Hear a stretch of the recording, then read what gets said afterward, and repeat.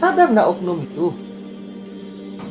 Sadar enggak kira-kira oknum itu kepada yang menetapkan, yang memeliharanya, yang menjaganya, yang mencukupkannya. Nah, kalau memang si oknum itu sadar, maka selamat nanti. Selanjutnya, Allah lah yang punya hak otoritas sepenuhnya. Allah lah yang punya hak otoritas sepenuhnya, yang mencukupkan, memberikan segala rezeki itu sendiri.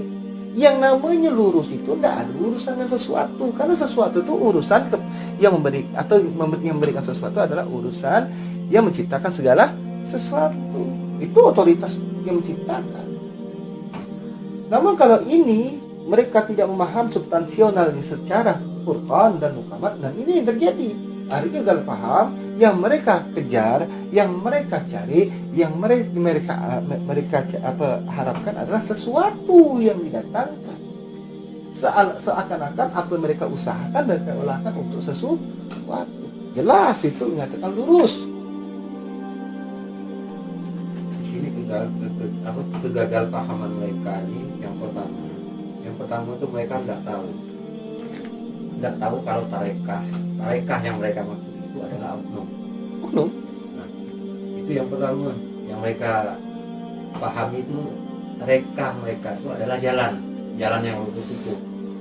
Disitulah makalah yang keduanya mereka mengejar janji Allah itu. Nah, padahal itu otoritas. Kalimat itu jelas, itu tidak ada urusan percaya kami. Nah, artinya otoritas. Kenapa Allah menggunakan kalimat kami ini juga pernah diperdebatkan di Muhalaf Center Indonesia. Kami seolah-olah mereka anggapnya adalah Tuhan itu banyak. Ternyata tidak. Saya jelaskan, kami itu bermaksud kekuasaan Allah. Kenapa dikatakan kekuasaan Allah? Dia menyangkut segala sesuatu yang Allah ciptakan, Allah tetapkan. Contoh, malaikat ada diciptakan, ditetapkan tugasnya masing-masing. Inilah bicara dengan kekuasaan. Alam juga punya fungsinya masing-masing. Itulah kalimat kami itu artinya melengkapi seluruh kekuasaan Allah. Kalau memang di antara rezeki, Allah cukup dan menetapkan kepada yang bertugas untuk mengurus rezeki. Itu pun konsepnya. Sehingga tidak akan ada kegagal pahaman. Contoh lagi yang tadi orang rumah juga ada nanyakan apa yang didebat. Di manakah Allah? Dan ini umum. Di mana Allah? Saya udah berulang kali nyatakan bahwasanya kalimat di manakah Allah itu saja sudah salah. Merujuk tempat. Nah, pertama udah merujuk suatu tempat, yang juga merujuk satu jarak. Tidak akan muncul kalimat di mana kalau dia tidak berjarak, dan tidak akan muncul kalimat di mana kalau memang dia tidak bertemu. Karena faktanya kalimat muncul di mana ini udah menyimpang. Karena kalimat menyimpang ini karena disamaratakan seperti oknum atau makhluk. Dan kalimat di mana ini pula yang harus kita tekankan. Bagaimana menjawabnya? Gampang. Makanya pentingnya kita untuk memahami namanya mukamat. Karena mukamat adalah pokok-pokoknya Quran yang terkandung di dalamnya mengikat antara Quran. Karena tidak akan adanya Quran tanpa Furqan. Barulah tidak akan adanya kitab kalau tidak ada Quran. Ini kesempurnaan yang dimasukkan nih. Barulah kita dibuka dengan segala sesuatu yang tersurat dan tersirat. Lauhil Mahfuz. Kenapa dikatakan Lauhil Mahfuz yang tersurat tersirat? Itulah implementasi yang sangat terang benderang hingga tidak ada satupun yang Allah rahasiakan. Sehingga apa yang Allah perintahkan dengan apa yang terkandung dalam Quran itu clear. Apanya clear? Karena di situ tidak ada cerita lain menceritakan kita untuk kembali pada jalan yang lurus. Kenapa dikatakan kembali pada jalan lurus? Saya buka sedikit semalam tempat mengajari, kami membahas itu. Pernah tak mereka berpikir bahwasanya la ilaha illallah Muhammadar Rasulullah itu telah dijelaskan atau telah diikat di dalam kesempurnaan disebut dengan Bismillahirrahmanirrahim. Begini konsepnya mudah. Kalimat bismillah, kenapa ada yang desis? Kan desis. Bis. Karena dia bicara dengan menyeluruh segala sesuatu yang diciptakan melalui proses. Sedangkan waktu awalnya dengung saja itu artinya langsung tanpa proses. Artinya awal dari dengung. Namun kalau desisan atau hembusan yang dihasilkan daripada proses dari mengatup kemudian membuka, ini sudah melalui proses. Artinya segala sesuatu yang tanpa proses ataupun melalui proses, semuanya langsung daripada Allah yang mencipta. Nah, di sini juga menjelaskan adanya perbedaan yang mustahil sama. Apa itu? Yang menciptakannya. Jelas, maka katanya Allah tak sama. Allah beda. Mustahil sama. Makalah dijadikan kalimat bismillah itu di depan. Menyatakan bahwa yang diciptakan dari sang pencipta itu jelas berbeda kalimatnya bismillah. Karena kalimat bismillah itu adalah bicara substansi. Agar jelas terungkap secara apa itu ciptaan dan apa itu pula yang sebenar-benar menciptakan. Beda dengan kalimat Ar-Rahmanir-Rahim. Apa yang terkandung dalam Rahman dan Rahim? Saya punya bukti kalau ini katakan apa yang dimaksud dengan Muhammad Rasulullah. Maka saya katakan Muhammad itu haram untuk dipuji, haram pula untuk dihina. Barang siapa yang menghina Muhammad, maka dia bukanlah seorang atau keluar dari konteks Islam. Karena Muhammad itu bukanlah Ahmad. Muhammad itu adalah pujian langsung atau bahasanya kalau diumpamakan ini istilahnya kemuliaan langsung yang diberikan Allah. Tidak boleh satu pun yang memuliakannya. Hanya Allah yang memberikan kemuliaan. Dan tak boleh satu pun yang menghinanya. Gitu lah. Ini tegas bahasanya. Karena kalimat Ar-Rahman Ar-Rahim itu menjelaskan betapa sempurnanya disebut dengan khalifah tadi ini. Maka kalimat Ar-Rahman Ar-Rahim adalah yang langsung dari Allah. Kenapa di kalimat khalifah ini menjadi konsepnya adalah khalifah? Karena kalimat Rahman dan Rahim tegas di sini diulang lagi kalimat setelah Alhamdulillahirabbil alamin. Pertanyaan saya simpel. Siapakah yang memuji Allah? Siapakah yang bisa memuji Allah? Tentulah yang memahami, tentulah yang benar-benar telah diperjumpakan dengan Allah. Tentulah dia tidak satupun pantas pujian kepada yang lain kecuali Allah. Kalau diulang Ar-Rahmanir-Rahim, diingatkan ternyata yang memuji itu adalah diri yang langsung itu sendiri. Dan terjawab juga kalimat Maliki Yaumiddin. Nah, kalau tidak seperti ini kita tidak akan ngerti. Kenapa? Pentingnya pertama saya katakan, tanggalkannya namanya kesimpulan. Tidak boleh kita menyimpulkan. Benar, kenapa? Karena kita mengambang-ambang. Artinya mengambang di dalam sesuatu yang kita sendiri tak tahu jawabannya. Karena kita tak tahu jawabannya, tak mampu untuk berpikir. Dengan kata lain tidak mampu teliti, dengan kata lain tak mampu memahami, dengan kata lain tak mampu membedakan. Nah, kegagalan akal tadi dalam berpikir, maka yang muncul adalah kendak dadalah yang menyimpulkan untuk memberikan jawaban, walaupun itu bukan jawaban. Saya katakan itulah sebut dengan teori, dugaan, kesimpulan. Yang perlu dipahami pertama kali untuk memahami yang namanya muhkamat. Muhkamat dah jelas mengajarkan kita untuk membedakan. Jelas terang kita bisa membedakan. Yang beda menyamakan yang sama. Apa sih asas ini? Inilah asas simple, asas sederhana disebut dengan berpikir. Kalau berpikir mereka tak paham, saya ulangi ini. Ini penting, karena kalau ini kita tidak akan bakalan cerdas. Karena tak peduli dia sekolah atau tidak, dia pandai baca atau tak pandai baca, yang namanya dia bisa hidup dengan Quran, maka dia akan menjadi orang yang teliti. Kenapa? Karena ketelitian itu dihadirkan atau dihasilkan daripada kemampuan dia dalam membedakan. Kalau dia tak mampu membedakan, bisa tak kira teliti? Nah, Dengan teliti inilah akan menghasilkan pemahaman. Paham nggak dia? Bagaimana bisa paham kalau tanpa ada ketelitian? Benar? Inilah konsep nalar yang Allah ajarkan. Sehingga Furqan sebagai pengikat. Kenapa Furqan itu awal dengan fa? Maka saya katakan satu-satu yang Allah berikan sebagai Allah. Sampai berarti Allah menantang nih. Ayat di kitab bualah. Sekiranya satu ayat saja. Untuk tandingan misalnya. Takkan engkau mampu. Karena memang benar Furqan yang dimaksudkan. Kalau udah menjadi literasi, menjadi kalam Allah, itu udah berbicara secara Al-Quran. Quran. Kenapa Quran ini juga menggunakan qaf. Sedangkan qaf itu digunakan dalam Furqan di huruf akhir. Mana mengunci dalam huruf nun. Sedangkan Quran di awal qafnya. Karena konsep memahami Quran itu mustahil tanpa membedakan. Tak bisa dipaham tanpa mampu membedakan. Agar manusia itu kenal, pertama yang dikenalinya, apa fungsi akal? Benar itu. Fungsi akal tidak macam-macam. Secara sunnatullah memang tugas akal kenal.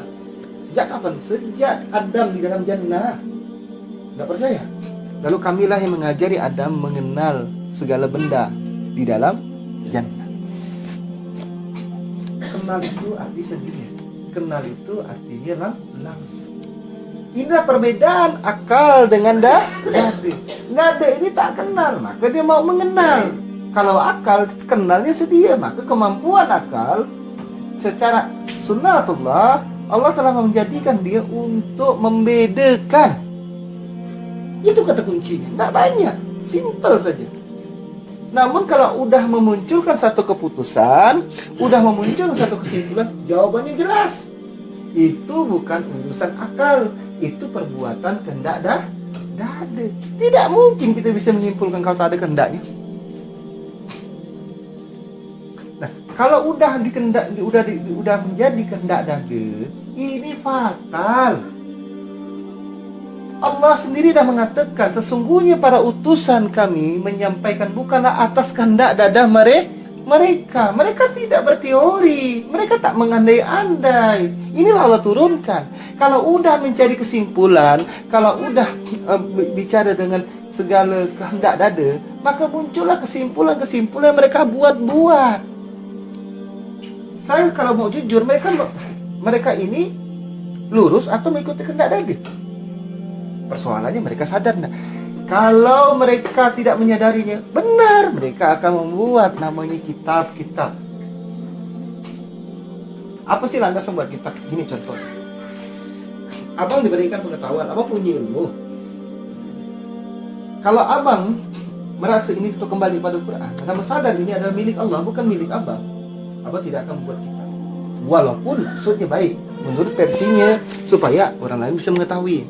Namun di versi lain terselip pula di dalam dada, terselip pula di dalam kehendak dada, agar orang mengenang saya, agar orang tahu dengan saya, agar orang menggunakan pengetahuan saya. Inilah yang namanya kehendak dada. Kehendak dada bukan hanya sifat geram, sifat merusak, tapi juga ada sifat-sifat yang lain. Dia menyesatkan orang itu melalui hal yang baik juga.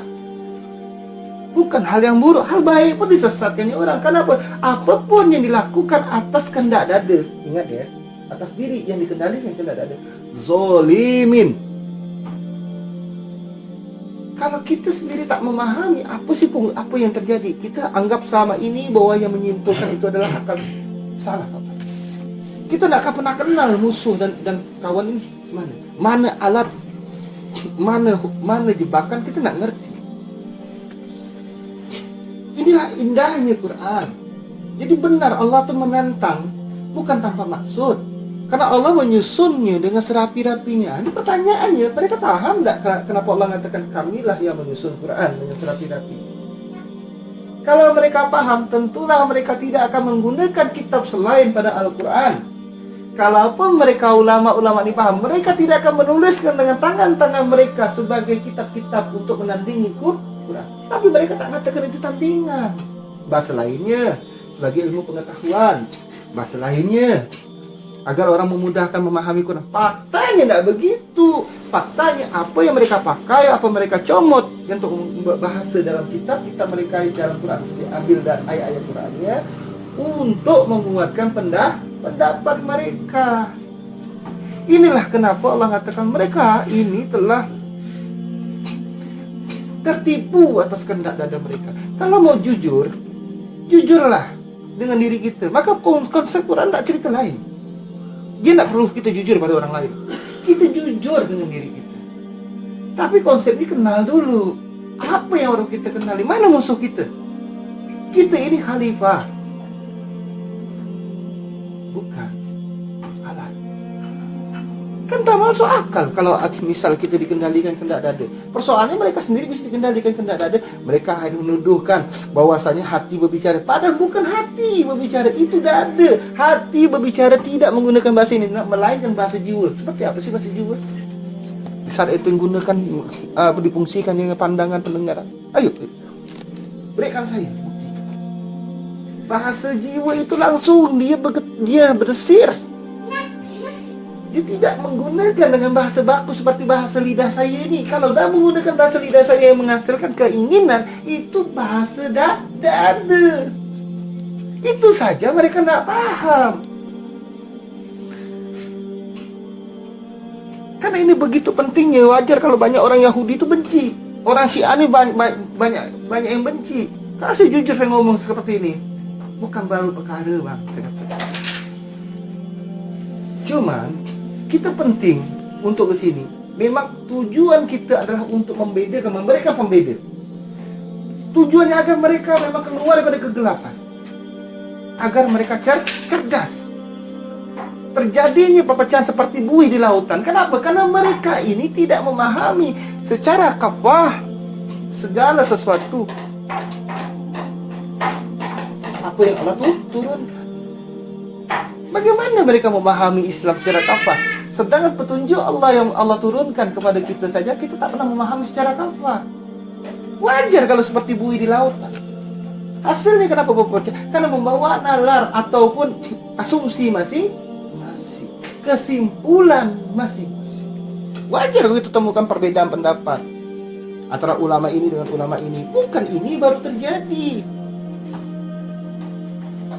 Zaman Khalifatul Rasyidin juga udah terjadi. Zaman setelah sepeninggal Rasulullah sudah terjadi. Nama perintah Allah dalam Quran itu untuk kembalikan kita kepada kemurnian. Murnilah kita, ikuti apa yang turunkan Allah. Furqan dulu kita bahas. Pahami dulu, kita renungkan dulu, belajar dulu kita berpikir. Berpikir itu gampang karena dia sifatnya sedia. Nggak perlu konsep mengenal, karena udah kenal. Karena kenal lah Allah memerintahkan berpikir itu agar kita bisa membedakan. Yang beda menyamakan yang sama. Itu konsepnya.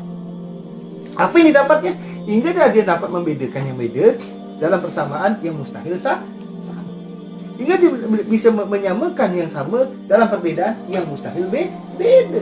Dan mustahil bagi ini mustahil membedakan kepada yang sama dan menyamakan kepada yang berbeda. Itu jelas. Konsep ini penting karena konsep inilah yang akan menuntun kita dengan otomatis disebut dengan teliti. Bukan bahasa saya. Banyak perintah Allah menegaskan agar kita teliti. Nah persoalannya, bisa enggak mereka ini teliti? Itu persoalannya nih. Karena teliti ini ada susunannya. Kan kita wasapar. Kita kan tidak bisa teliti kalau kita tidak bisa membedakan. Benar, kita buktikan ini ilmiah. Quran menantang. Zalikal kitabul la raiba fihi hudal lil muttaqin. Ayo, kita tantang Allah nih. Jujur dengan diri kita. Bukan asumsi saya, tapi boleh kita buktikan. Maka saya katakan buktikan. Bantahlah. Kalau salah, bantah. Ini koreksi untuk diri saya. Namun bisa ada bukti, itu real kebenaran Quran. Bukan kebenaran saya. Dan saya tak punya apa-apa. Apalah, saya itu seorang kurir. Seorang penyampai, ya kurir gitu.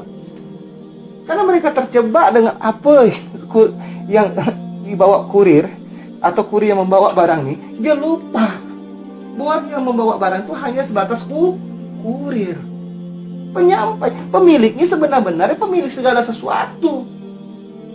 Maka saya katakan benar itu milik Allah. Di sini kita diajarkan teliti. Nah, kalau udah dia bisa membedakan, otomatis dia teliti. Kalau udah teliti, otomatis dia paham. Benar atau tidak? Kita diajarkan untuk hidup yang original. Bukan kita bangun satu keyakinan palsu. Bisa ke kita manusia, lah kita dosa membohongi diri kita. Bisa ke kita sekedar yakin tanpa ada bukti? Bisa, tapi palsu. Keyakinan yang dipaksakan akan membawa hal yang tak bisa disembunyikan. Ada kebimbangan dan keraguan-raguan di dalam hati. Itu ilmiah.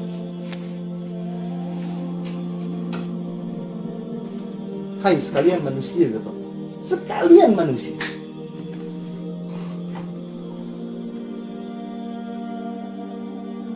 Apakah kamu tidak mengetahui? Bagaimana mau tahu?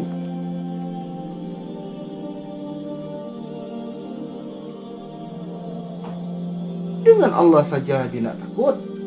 Kenapa? Karena dalam potensional manusia itu selalu dia akan menjahirkan Allah yang mereka masukkan mereka, Allah yang mereka inginkan, Allah mereka bentuk dengan sesuai keinginan mereka. Sadar tak? Tidak. Dengan apa? Dengan pengetahuannya. Dengan apa? Dengan akal pikirannya. Jadi mereka berusaha, mereka akhirnya membentuk atau menjahirkan Allah dengan dasar keinginan mereka. Tidak percaya, maka muncul apa itu? Nurullah. Siapa yang membuat begini? Itu Pak. Zatullah, Zatul Bukti, Zat Wadibal Wujud. Siapa yang membuat ini? Inilah hasil mereka membuat asal dengan ilmu mereka yang dalam akal. Mereka zahirkan Allah, mereka sebut Allah, mereka membuat angan-angan kesimpulan Allah ini begini. Sejak kapan Allah ini bisa diproduksi? Sejak kapan Allah bisa dibentuk? Sejak kapan Allah pula bisa kita bentuk dengan sesuai keinginan kita? Hah? Ini Tuhan atau ciptaan? Sepengetahuan saya, Allah itu mustahil untuk kita sangka, mustahil untuk kita bentuk dengan ilmu sekalipun. Kenapa? Selama manusia itu tidak memahami secara konsep apa itu substansi dan eksistensi atas dada dia nggak ngerti. Makanya semakin banyak orang berilmu sampai dia tidak memahami Furqan itu dan tidak mengetahui landasan dasarnya Quran adalah Furqan, setinggi apapun ilmunya, akhirnya dia tersesat oleh ilmu itu sendiri.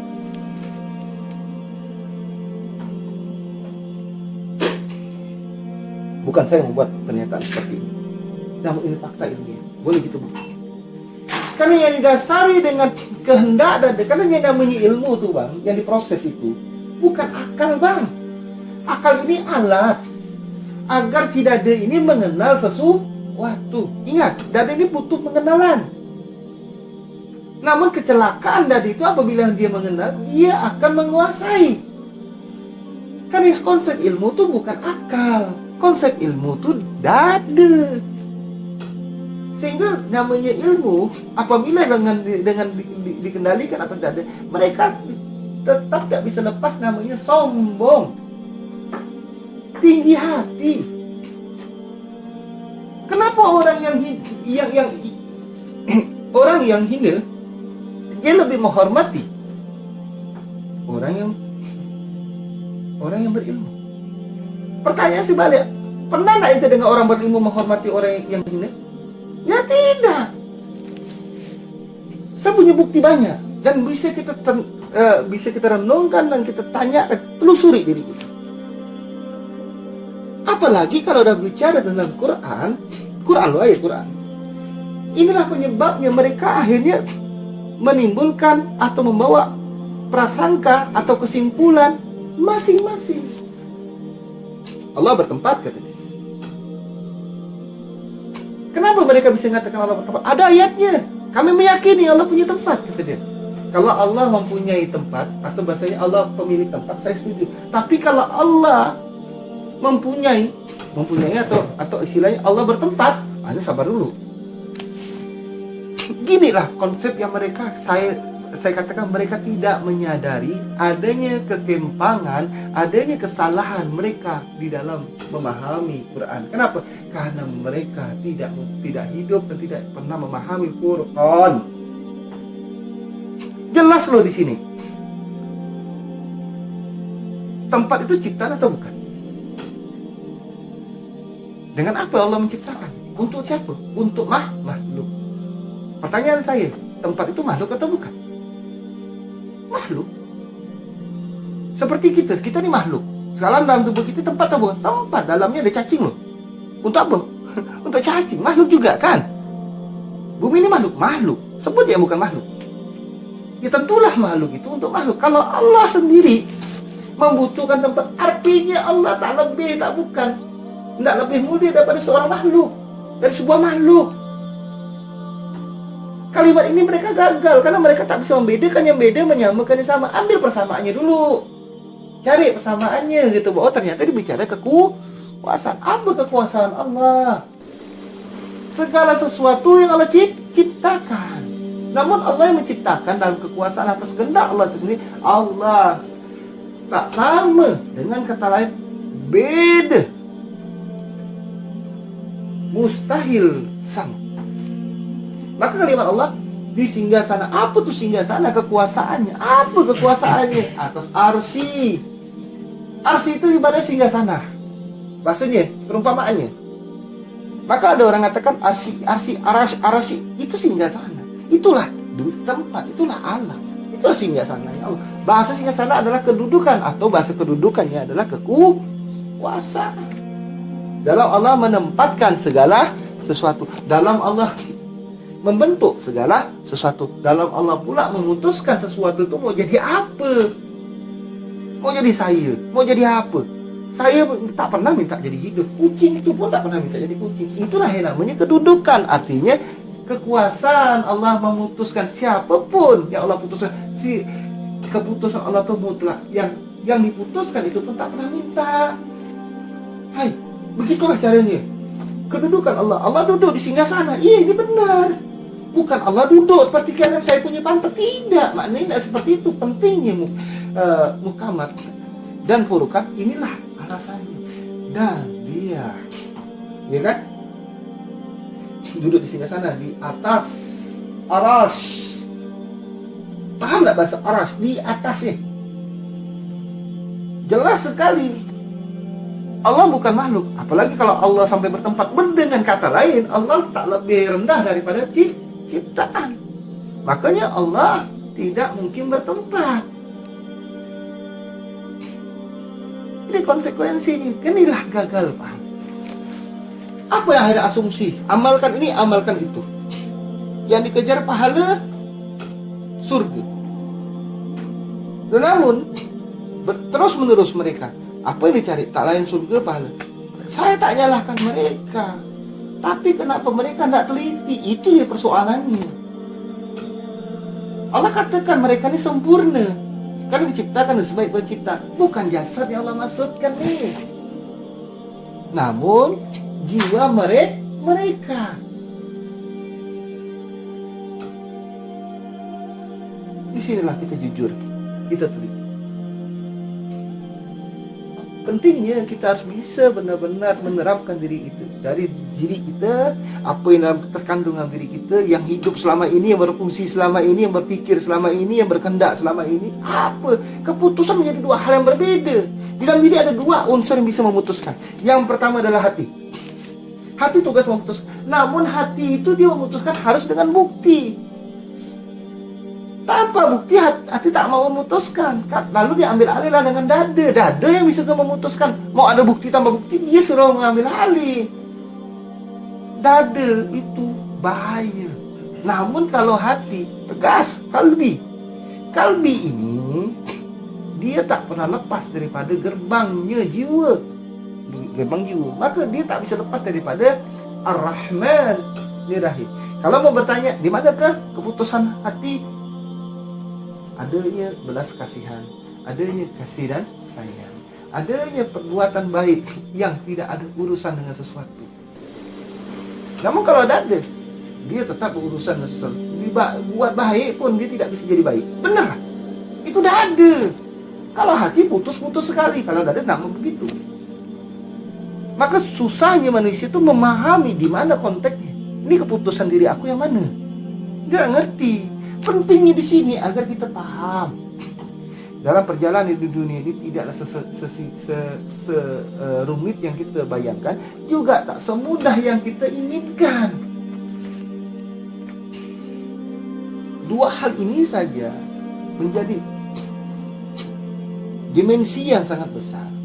Dan ini sangat berbahaya kalau kita tidak teliti, tidak mengenali. Perlu dengan mengenali. Kenapa? Karena mengenali adalah dada.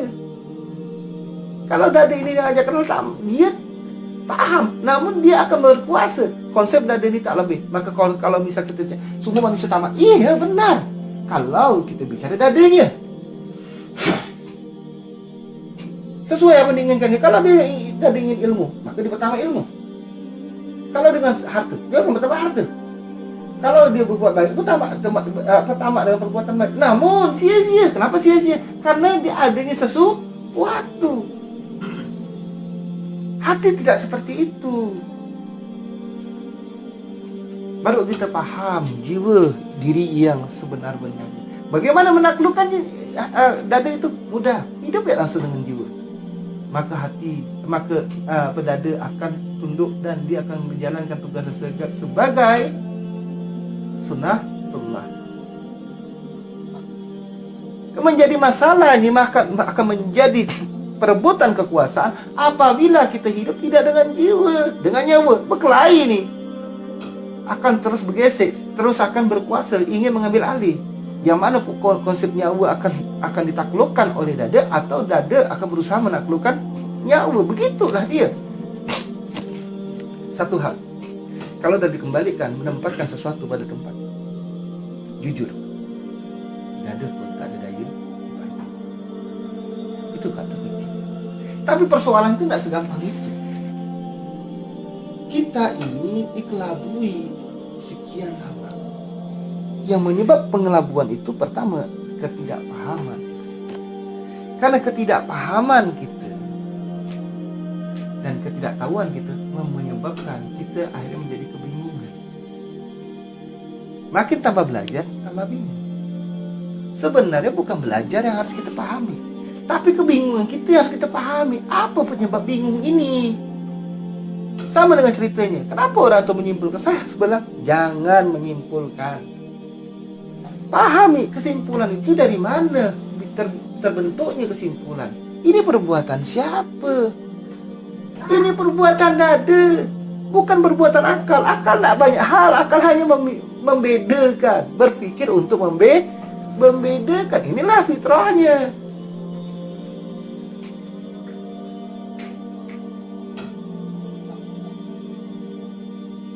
Kalau tidak begini, manusia tidak akan bisa kembali menjadi fitrah. Kalau tidak begini, Islam tidak akan pernah menyatu. Karena Islam konsepnya sebagai khalifah. Yang namanya khalifah rahmatan lil alamin, dia harus dalam Islam yang secara kafah. Bagaimana? Dengan memahami segala petunjuk Allah secara kafah, sesuai dengan urutannya, sesuai dengan susunannya. Tidak ada tumpang tindih, tidak ada kontradiksi, dan tidak akan ada namanya kontroversi. Namun tanpa landasan Quran dan Furqan, atau landasan secara apa yang Allah turunkan petunjuk Allah dengan utuh, maka jangan heran Budi dia buat orang kontroversi, dia sendiri akan mengalami kontroversi dengan dirinya sendiri. Inilah ilmiahnya. Sehingga kita tidak lagi ada keraguan tentang Rabb kita. Sehingga tidak ada lagi menghayal kesimpulan, menyimpulkan Tuhan kita anggap ini, Tuhan kita anggap itu. Tuhan kita jadikan sesuai selera hati kita. Maksudnya sesuai selera dada, sesuai kehendak dada kita. Oh, kita jadikan Allah seperti ini, Allah begini. Bahkan mau tahu, mau kenal Allahnya, diri Allah. Bayangkan sampai diri pun dikatanya Allah. Sejak kapan Allah butuh diri? Sejak kapan Allah butuh pandangan? Sejak kapan Allah pula bisa dipandang? Kalau Allah bisa dipandang, Allah juga bisa. Ini Allah secara substansi, ini yang benar. Bukan secara kekuasaan ini benar.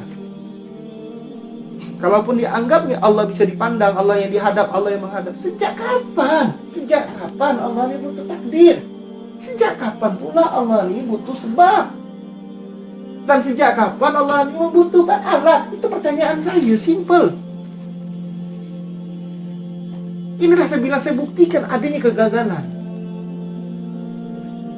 Kajilah semua pendapat ulama, semua kitab-kitab ulama. Maka saya kata tidak ada satu kitab yang dijamin oleh Allah, hanya Quran. Nah, ini saya tolak, bukan tanpa sebab. Jelas dasarnya Furqan, Quran, Kitabiyah, Lauhil Mahfuz. Jelas adanya Muhammad. Di sini ada pembedanya, bisa tambah terang. Nah, kalau misalnya kata harus mengikuti mazhab, saya katakan dari 4 sampai 5 mazhab saya tolak. Mereka marah. Kalau tidak percaya, pelajari dulu Syafi'i, aja sampai habis. Maliki, Hambali, Hanafi, apa persoalannya? Karena mereka membawa paham masing-masing. Mereka mempunyai kesimpulan masing-masing. Jadilah 4 atau 5 mazhab tadi ini. Ternyata begitu kita paham ini baru kita tahu. Ternyata tidak ada satu pun boleh kita ikuti. Yang benar harus kita ikuti adalah Rasulullah Sallallahu Alaihi Wasallam dan Al-Quranul Karim. Karena itulah landasannya. Apabila memang katanya ada perselisihan, benar berselisih, nah ini jadinya. Maka tidak suruh kembalinya pada 4 atau 5 mazhab itu, tapi kembalilah pada Al-Quran dan Rasulullah Sallallahu Alaihi Wasallam. Cukup terang masalah ini. Itulah indahnya Quran, mengajarkan kita cerdas di atas segala batasan, hingga kita bisa benar-benar memahami, hingga kita bisa teliti, tidaklah menjadi orang yang fasik, hanya mengandalkan satu keyakinan, kepercayaan dari perkataan mulut tidak ada tulang dari A, B, C berdasarkan dari kehendak dari orang yang menyampaikan. Lalu kita yakini, dengar baik-baik. Keyakinan apapun yang diyakini tanpa ada dasar pembuktian, sesungguhnya dia membangun sesuatu kepalsuan. Yang namanya palsu, dia akan runtuh apabila dia bertemu dengan yang original. Karena mereka tak menyadari, oke, tanyalah pada diri. Yang namanya keyakinan yang diyakini tanpa ada pembuktian disebut keyakinan palsu. Dia tak bisa lari daripada kebimbangan. Tak percaya? Buktikan saja.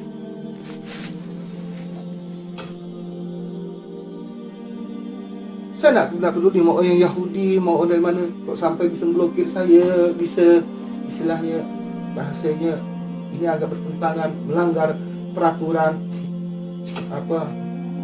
komunitas aturan agama di seluruh dunia. Sejak kapan?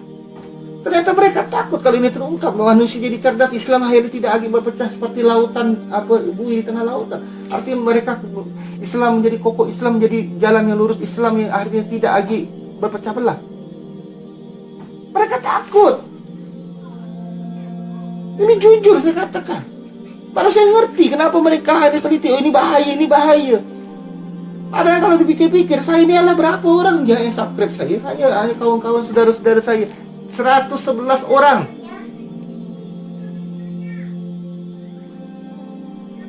Tetapi ternyata konten saya ini sangat membahaya, mengganggu mereka,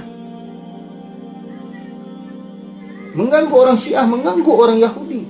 Padahal saya tidak mengganggu siapa-siapa. Saya menjelaskan untuk keselamatan. Saya menjelaskan disinilah manusia itu akan cerdas. Kalau ini pembodohan, mereka senang. Tapi kalau disuruh untuk mereka teliti agar umat Islam ini agar kembali kepada fitrah jalan yang lurus dan menjadi Islam secara kafah, karena dia memahami petunjuk Allah secara kafah, inilah yang ditakutkan mereka. Udah saya tantang, siapapun dia, berikan seorang daripada seorang anak manusia, tak perlu dia belajar sekolah, namun cukup dia dituntun Allah dalam Quran berdasarkan Furqan, Quran dengan Muhammad tadi ini, secara otomatis dia cerdas di atas rata-rata manusia. Dan yang lebih uniknya lagi, dia tidak butuh alat. Kenapa? dia ditunjukkan atau memahami segala sesuatu walaupun sampai ke ujung semesta. Tidak ada yang mustahil. Benar, Allah tak pernah merahasiakan, asalkan memahami Quran itu dengan aturannya, dengan sunnah, dengan hukum-hukum. Bukan sebatas ilmu ini katakan harus pakai sorok lah, pakai. Benar bisa, benar itu kalau memang tak paham dengan Furqan, ada mukamat ataupun terbalik mukamatnya. Sekarang paham mukamatnya terbalik loh. Kenapa terbalik? Itu karena dapat jawaban, karena mereka tidak berlandasan Furqan. Maka menjadi terbalik. Mana jadi pokok-pokoknya, mana yang mutasabihat, mereka terbalik nih. Itu menjadikan mereka itu sendiri gagal dalam memahami. Ilmu apapun, setinggi apapun soroknya, setinggi apapun nahunya, setinggi apapun, tanpa memahami secara kafah petunjuk Allah, termasuklah Furqan dan mukamat yang benar, maka jujur saja mereka pun kebingungan.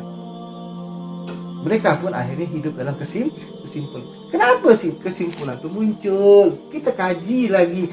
Kesimpulan itu terjadi karena diri tak menemukan bukti, akal buntu dalam berpikir, lalu muncullah dada yang membuat keputusan. Karena ada kehendak, disitulah sebenarnya kesimpulan. Kesimpulan bukan akal. Kesimpulan itu atas kehendak dada. Quran tidak pernah mengajarkan kita untuk menyimpulkan. Buktinya ada. Tariqah tadi dijawabkan surah Al-Jin. Itu saja. Udah bermakna berbeda. Kenapa? Karena ada yang menyimpulkannya. Kan begitu? Cobalah dibedah. Cobalah dikaji. Antara jalan dengan yang berjalan ini berbeda, bos. Tentang diri suruh untuk menyadari itu berbeda. Dan apa yang Allah janjikan itu bukanlah tujuan, itu progresif atau otoritas Allah. Kenapa pula mereka mengejarnya? Inilah yang terjadi. Dan ini bukan perkara baru, bang.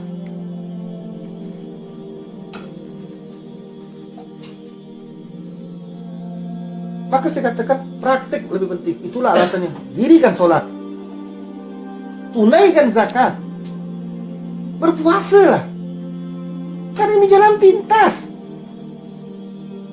Bukan untuk mencari Allah, bukan mendekatkan diri kepada Allah. Itu salah. Yang jelas agar kita paham, menemukan jati diri kita yang tak berpisah, tak berjarak, tak menyatu dengan Allah. Karena kita adalah khalifatullah. Karena kita adalah aulianya. Karena kita adalah utusannya. Karena kita adalah makhluknya. Maka dalam surah Al-Araf itu katakan, bukankah aku Tuhanmu? Itu tuh pada saat di hadapan itu, apakah berhadap saya dengan abang? Tidak. Maka saya katakan, menyatu dia tak bersatu. Bukan di hadapan seperti ini, cuma bahasanya diumpamakan seperti dihadapkan. Di sini penting agar kita teliti. Nah, kalau kita tidak teliti nih, ujung-ujungnya apa akhirnya? Timbul pertanyaan kebingungan kita. Allah di mana? Allah ada macam biji mata? Hah? Allah diri itu. Oh, bukan diri ini. Sekalipun kesebut itu jiwa sekali atau nafsul, itu pun bukan Allah. Kesebut ruh, itu pun bukan Allah. Kau bilang cahaya, Allah yang menciptakan cahaya. Bagaimana mungkin Allah itu cahaya? Kalau dia ngerti dalam konsep berpikir berbeda atau pembeda, menemukan membedakan yang berbeda dan menyamakan yang sama, jelas. Kenapa harus membedakan? Biar kita memahami konsep yang mana ciptaan, mana pencipta. Yang namanya pencipta, dia berbeda yang mustahil sama. Saya ulangi, berbeda mustahil sama. Ayo, pahami. Laisa kami sendiri serun. Pahami. Apa itu maksudnya? Inilah standarnya. Allahu ahad, Allahu samad, lam yalid wa lam yulad wa lam yakul lahu kufuwan ahad. Ini standarnya. Bukan saya buat-buat. Sehingga tidak ada celah sedikit pun menyamakan Allah dengan segala sesuatu dan dikunci mati dah. Allah berbeda. Dan bedanya mustahil ada yang sama. Namun dalam perbedaan ada kesamaannya, atau dalam kesamaan ada perbedaannya, ataupun dia punya perbedaan yang tak sama tapi lebih daripada satu, itu cip. Yang namanya berbeda dia ahad. Dia satu yang tidak akan pun dia tak ada perbedaan yang lainnya. Artinya satu-satu yang berbeda, yang mustahil ada yang sama. Dari mana kita memahami? Maka saya katakan alif itu satu-satu, walaupun itu konsep ya.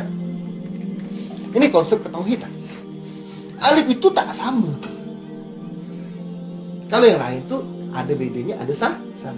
Lalu kita masuk dalam nama Rasul berpasangan. Kenapa dikatakan pasangan? Karena adanya persamaan, diberinya perbedaan, hingga menemukan perbedaan yang mustahil sama, ditemukan persamaan mustahil beda.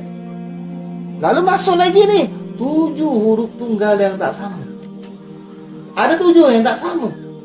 Namun itu bicara ciptaan langsung.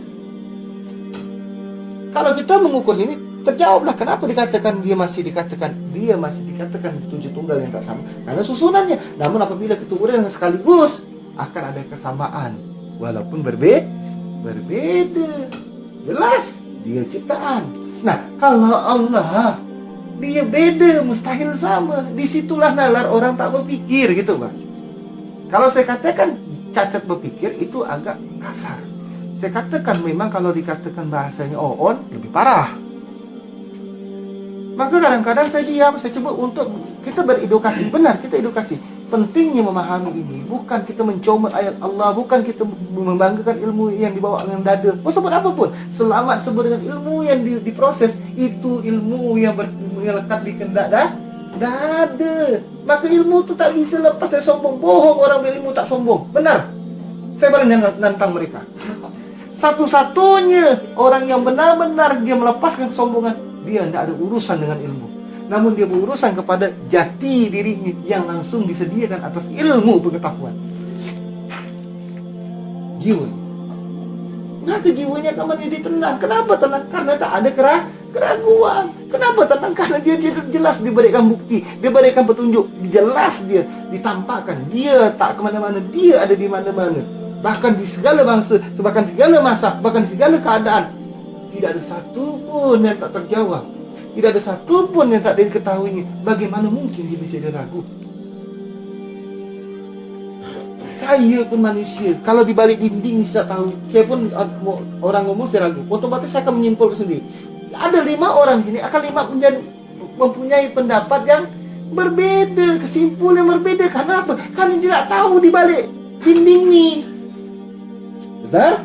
Coba kalau 5 yang masuk dalam di balik dinding itu, ada tak lagi kelahinya? Ada lagi perbedaan? Tidak. Kenapa? Oh, ternyata kita 5 ini salah ya. Ternyata di balik dinding begini. Itulah ceritanya. Quran dia bicara bukti. Dia menuntun orang manusia ini untuk hidup secara hakiki dengan segala bukti yang tak ada keraguan. Itulah alasannya kenapa digunakan alif lam mim. Karena alif lam mim bermakna mim yang terhubung kepada lam. Dia bicara dengan kekuasaan langsung. Apa kekuasaan langsung ini? Dengan diri yang langsung, dengan kehendak Allah yang langsung. Dari mana? Apa mim itu? Jiwa. Lam, kekuasaan langsung. Lam, alif yang langsung memproses, yang langsung menciptakannya, menghendaki. Jelas. Barulah zalikal kitabul la raiba fihi hudal lil muttaqin. Ini jelaskan diri yang mana yang bertakwa nih. Di situ tidak suruh orang itu bertakwa untuk bertakwa, tapi bagi mereka yang telah bertakwa. Dan petunjuk bagi mereka yang bertakwa. Tidak pula disebut bagi mereka yang mengetahui atau petunjuk bagi mereka agar mereka bertakwa. Ada tidak? Tidak. Dia bukan mengatakan tujuan, tapi mengatakan diri yang bertakwa. Maka diberilah kalimatnya alif lam mim. Kita kaji lagi. Ali Imran juga alif lam mim. Jelas ditarik cerita lain. Pertama yang dibuka jiwa beda dengan alif lam ra. Apa? Dibicara dengan jati diri. Mim itu ada di dalam jati diri itu alif lam ra. Maka saya katakan mustahil bisa disebut Ar-Rahman dan Rahim. Ar-Rahman dan Rahim sekiranya tanpa alif lam ra. Memang bisa. Perhatikan alif lam ra. Perhatikan Ar-Rahman dan Rahim. Apa tuh? Bisa enggak dia ada tanpa Alif lam. Ternyata apa yang dijelaskan? Jati diri secara sifat yang sempurna di dalam jiwa itu sendiri. Sejak kapan alif lam ra Ar-Rahman bisa ada tanpa alif lam ra? Ternyata jelas kan? Alif lam ra itu menjelaskan satu-satunya langsung sebagai khalifah Allah apa? Maka dia bersimbol Ar-Rahman Mir-Rahim. Jadi bukan Ar-Rahman Ar-Rahim ini Allah, tidak. Namun perwakilan atau yang mewakili atau istilahnya jati diri yang langsung dari Allah. Kemuliaan yang Allah berikan secara mutlak langsung.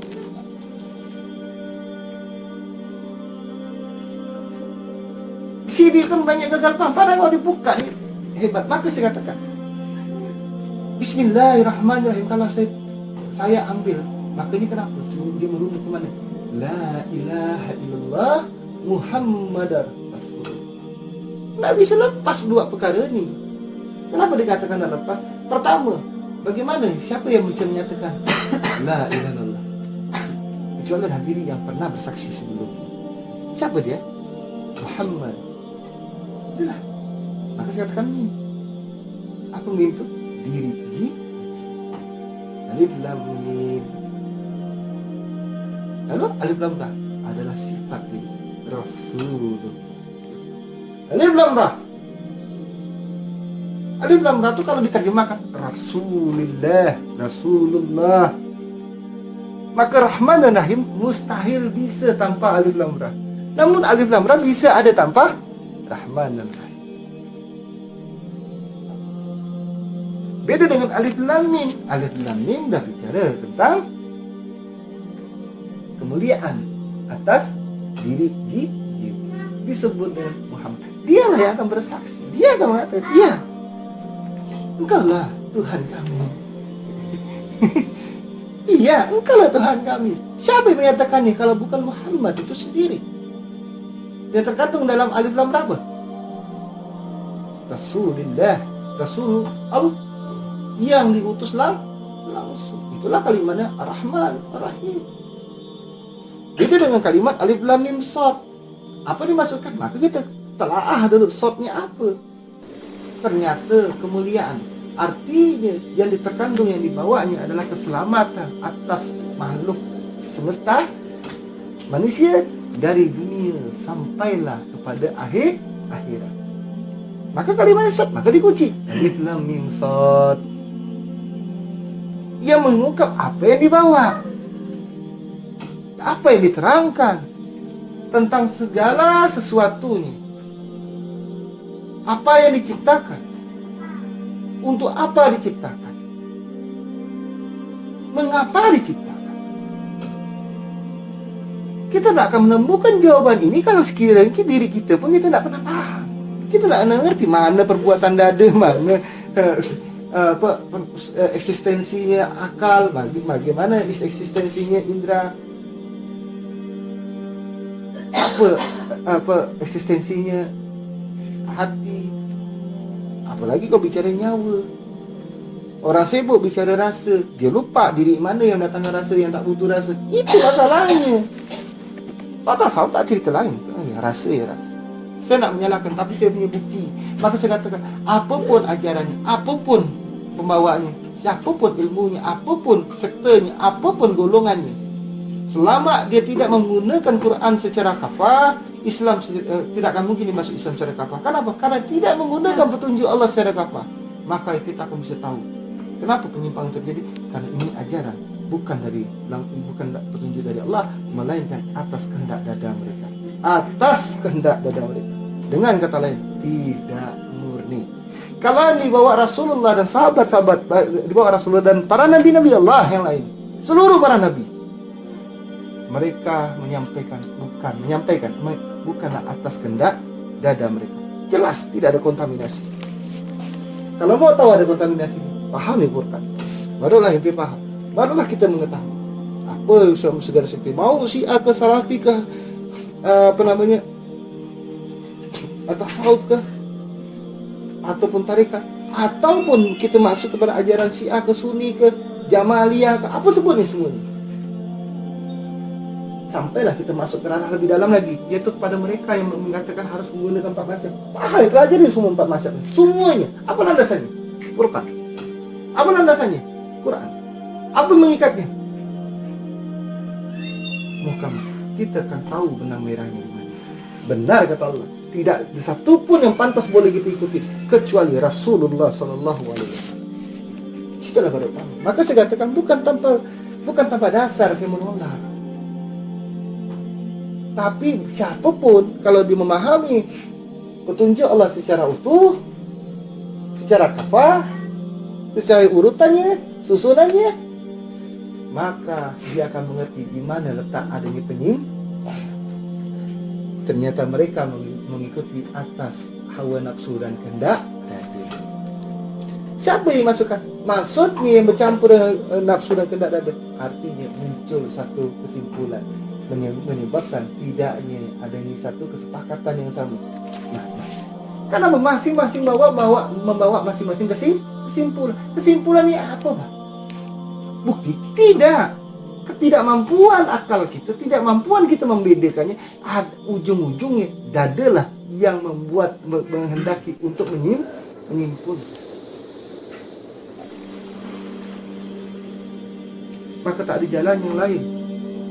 Jalan yang tidak ada jalan satu-satunya untuk kembali adalah kita harus kembali atau hidup dengan diri yang sebenar sejati-jatinya diri. Jadilah kita seorang yang khalifah. Jadilah kita ni sebagai hanya untuk datang memberikan pembeda. Itu tujuan Quran. Agar kita bisa memberikan pembeda dan kita bisa memberikan pembedanya bagi mereka. Agar mereka juga bisa membedakan antara segala sesuatu. Agar mereka tidak terjebak. Agar mereka akhirnya bersatu. Menjadi satu Islam yang satu. Yang tidak ada warna yang lain. Tapi kalau tidak, inilah yang tidak dikehendaki mereka. Sesungguhnya kita ni, kami ni, semuanya, saya pun adalah seorang penyampai. Tidak lebih, tidak kurang. Salah itu benar. Kitalah. Bisa jadi penyampaian kita, bisa jadi dari ucapan kita, ataupun bahasa kita. Namun, kalau kebenarannya bukanlah milik kami. Kami ini hanya penyampai. Ini milik Allah. Tidak ada satupun kebenaran itu yang mutlak, yang hak. Hanya Allah. Nah, kita ditekankan. Latih. Bukan latih karena sifat setia. Jangan sampai ini diminta pertanggungjawaban kalau kita selama ini tidak teliti. Bagaimana kita bisa teliti kata membedakan? Logis kan ini? Bagaimana kita bisa untuk memahami kalau kita tak bisa teliti? Baru kita paham, oh ternyata tugas kau dan kau adalah musuh yang harus kita taklukkan. Bagaimana menaklukkan? Biarkan singgasana diri ini diberikan kepada sebenar-benar pemimpin yang asalnya. Siapa? Jiwa. Kalau dah jiwa punya sudah menduduki kekuasaan mutlak, siapa yang berani menentang? Yang menjadi kelahi ini perebutan kekuasaan ini kalau memang